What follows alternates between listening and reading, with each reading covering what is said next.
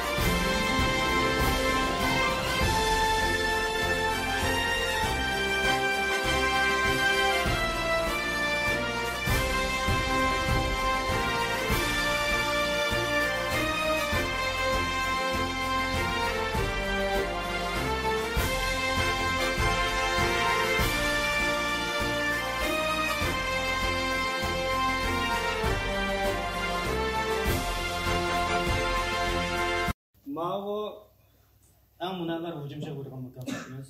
En çok topu kanka. Altın keş ayağım mükafatı. Mavo olsa en münevver tenekçimiz gibi birimiz. Bunun yaş ölçümüsü 23'ün topu. 24'ten başlayıp yukarısı. Mavo olsa yaşlarga 23'ün astı. Yaşlarının kızıklık olsun. Yaşlarının birini kolay çoğunlam ele aldık 5 yılın yağı. Yaşlarım olsun, kızgınlık olsun deb muşnu tez qildik. Ma medallar olsa bu yer qatnashgan har biriga bizdan xotir qo'ymoqchi istedim.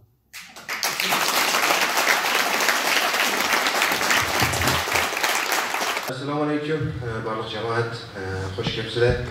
Aldılar mushu butun Stavanger jamoatiga mushu futbol musobaqasini o'tkazishga kuch qo'shgan Parda ağzı aldığındaki bütün kardeşlerim için kalbimden rahmetimni bildirimen, rahmet sizlerge. Onundan başka bir şey kegen, her qaysi şehirden kegen kardeşlerimizga mu rahmet etimen. Endi bugün bizim işe şunda hoşal otdaq, mesela futbol müsabaqasını ötküzüyatımız. Endi vatandagi kardeşlerimiz olsa, 3 adam bir ekilip, ma'lum bir tema üstüne mesela işemaydi, paranlaşılmaydı. Bunu hemimiz biliriz. Şununla kardeşler, hemimiz birlikte tarafvazlıkni taşlap, yurtvazlıkni taşlap, menmençilikni taşlap, inşallah vatanımız için biz hemimiz birlikte köreş qilayli. Rahmet sizlarga.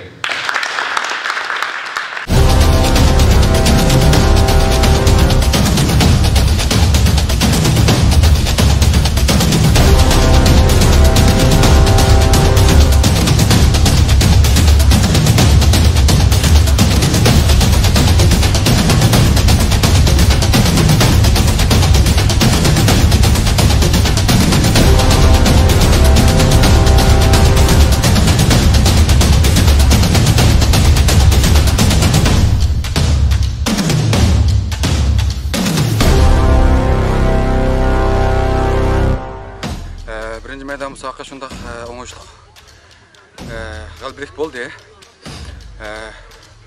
Bu futbol müsabaqamızın orunlaştırış asaslı sebebi Nuriyet bütün yaş futbolcu azmetlerimizni, yaş kıranlarımızını her yili müştaq top müsabaqası arqılıq özara cem qilish, ittifaqlashtirish, mush arqılıq vatanımız Şarq Türkistan'dan ve halkımız Uygur halkımızın beşirki zulümlerini hem yaş balalarga uqtirish, hem ko'ngilda puktirish, onun da sırt vatanımız Şarq Türkistan'ni azad qilishga har birimizning kuchini birlashtirish, hamkorlashtirish, ittifaqlashtirish asosida bu futbol müsabaqasini yilda o'rnashtiryapmiz. Allah hammamizdan razı olsun, hammalardan razı olsun. Bundan keyinmi mushtaq faoliyatlarni inshaalloh davomli o'rnashtirib turamiz. Rahmat sizlarga. Assalomu alaykum. Bizning Stavanger Bug'ra futbol komandamiz 2018-yildan boshlab Bug'ra futbol komandasi nomi bilan ketib bordi. Undan burun Stavanger komandasi deb atib kelayotgan. 2018-yildan boshlab o'zimizning Bug'ra xalqining nomi bo'yicha Bug'ra komandasi deb ilib mangdik. Shundan boshlab mashqlarimiz davomlashib, Norga Uyg'ur yoshlarining musobaqasida 2 qatimliq kayni-kaynidan chempionlik qilib, 3-chi qatimlikni o'zimizning shaharda o'tkazyapmiz. Xudoyim bo'lsa, bundan buyon qilsak, yaxshi ishlarni kutamiz. Burak komandamızın mashqi har yakshanba kunlikda bir qatimda ilib berildi.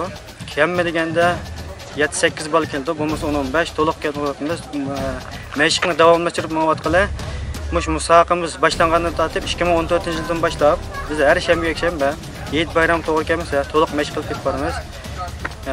Bunga maqsadimiz yoshlarni bir joyga yig'ish, ittifoqlashish, to'pni bahona qilish asosida yig'ilib, do'stlarla ko'rishib, ahvol so'rab, shu maqsad ilib ketib boramiz. Bugun tunji maydon musobaqa o'zimizning shaharda o'tkazyapmiz. Biz Sayfxon komandalarimiz tunji maydon musobaqasini biz o'ynadik.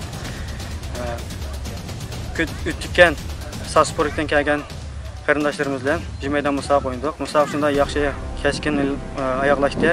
Bizning g'alabamiz bilan oxirlashtirdik musobaqani. Musobaqaning eng oxirgi minutlarida bizning yosh trenerimiz Ilzat to'p urib, natijani jiddiy holatda biz g'alab qildik.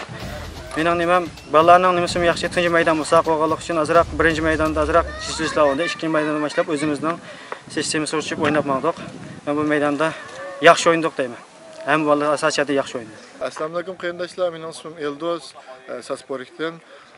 Men shu o'tgan komandasi yana Sasporik, Oslo, Shim atroflar tarafdan biz bolalar o'zimiz tashkillanib o'tgan komandasi deb qurdik. Bizning komandamiz 2015-yildan boshlab rasmiy qurildi.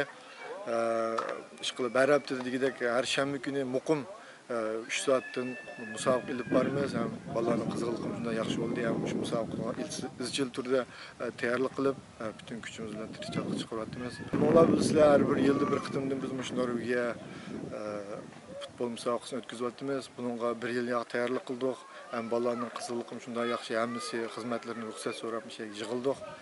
Hamda birinchi maydon musobaqasini biz Stavanger komandasi bilan o'ynadik. Gerçi uturayotgan bo'lsakmi, intayin yaxshi, chunki bir maydon musobaqani o'ynash orqali hammamiz texmi birlashib o'zimizning hisobda bir ko'ngil ichish bir faoliyat bo'ldi. Buni biz xo'shal bo'ldik, ham musobaqani yaxshi o'rlashtiribdi. Sayfxon komandaga hammamizning rahmatimizni bildiraman.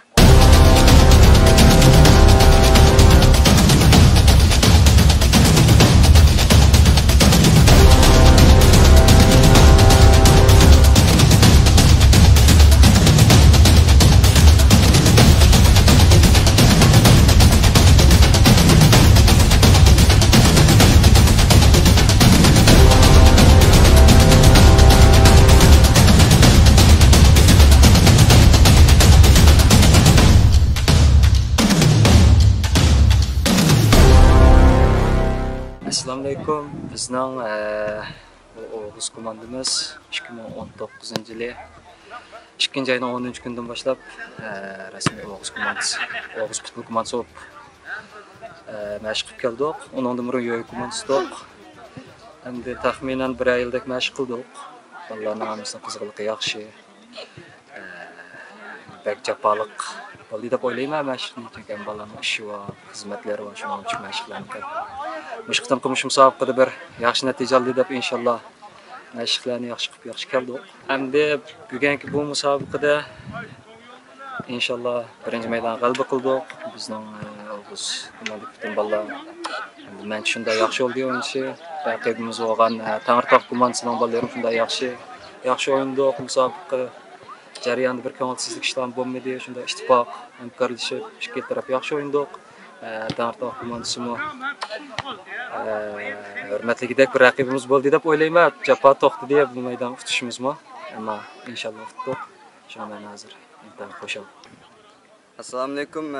Bizning Tangirtoq komandasi 2019-yili qurildi. Bundan burun 2014-yili shu futbol musobaqasi, shu Norvegiyadagi futbol musobaqasi boshlagandan tortib Kristiansand ismi bilan o'ynab kelayotgan to'q 4 yil yaqinda o'ynadik.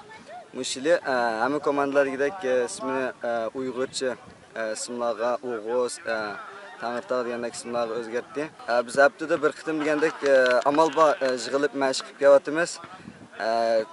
İşler aldırış balla bu qasımı amal bor haftada bir kun bo'lsin vaqt chiqarib, degandek mashq qilib, musobaqaga tayyorlik qilib kelyapmiz. Mush maydon musobaqa birinchi maydon musobaqani O'g'uz komandasi bilan o'ynadik. Gerçi musobaqada mag'lub bo'lgan bo'lsak-mu, oxirgacha bo'shashmay tirishib, qo'limizning kelganini kuchab amal bor qo'limizning kelganini qilib yaxshi o'ynadik deb o'ylayman. Raqibimiz haqiqatan yaxshi o'ynadi. Rahmat. Assalomu alaykum. Qarindoshlar, mening ismim Alisher.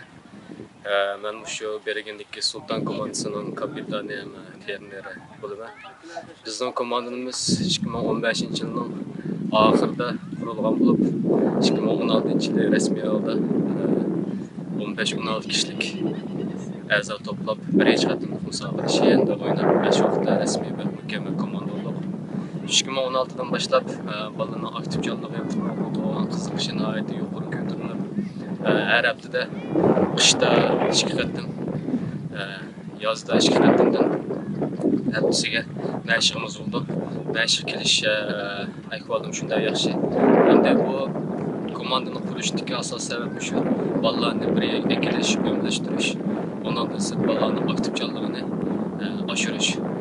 Shuning bilan bizning komandamizning vazifalari bo'lsa, shunday yilga har yil o'tkazgan o'zimizning oila musobaqaga tayyorlik qilish, undan sirt shu Bergindagi boshqa millatlarning bo'lgan, masalan, Somali millatlari bo'lsin, Polshaliklar olsun, shular bilan do'stlik musobaqasi o'ynash qator faoliyatlarimiz o'tdi. Bizning asosliq oxirgi nishonimiz bo'lsa shu bolalarni, yaxshi bolalarni yetaklab, bir ekilib, oxiri shu Nurgiyaning davlat komandasiga, ularni yoshlarni tarbiyalab, davlat komandasiga ekirib, shunda xalqaro butun boshqa davlatga qarindoshlarimiz bilan musobaqa chöpü yaxshi natija olganga bir tuhfamizni qo'shish.